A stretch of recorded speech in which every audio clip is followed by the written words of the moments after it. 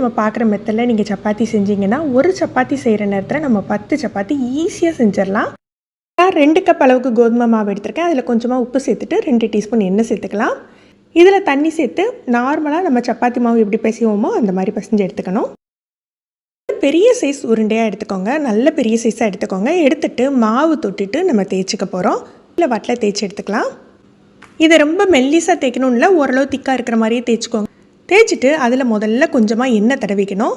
எண்ணெய் தடவிட்டு கொஞ்சமாக மாவு கோதுமை மாவை இந்த மாதிரி தூவிக்கணும்.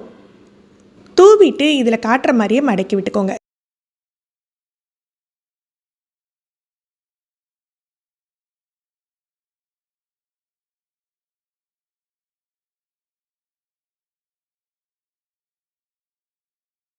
இப்போ இதை சின்ன சின்னதாக கட் பண்ணிக்கலாம். நான் இன்றைக்கி கொஞ்சம் சின்ன சைஸ் சப்பாத்தியாக பண்ணுறேன், அதனால் இந்த சைஸில் கட் பண்ணிக்கிறேன்.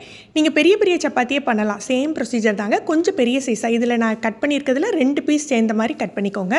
இல்லை எண்ணெயெல்லாம் தடவி இருக்கும், மாவுலாம் தூவி இருக்கிறதுனால இது பரத்துறதுக்கு ரொம்ப ரொம்ப ஈஸியாக இருக்கும். சட்டு சட்டு சட்டுன்னு பரத்திடலாம். சப்பாத்தி எல்லாம் போட்டு ரெடி ஆகிட்டு இனி சுட்டு எடுக்கிறது தான் வேலை.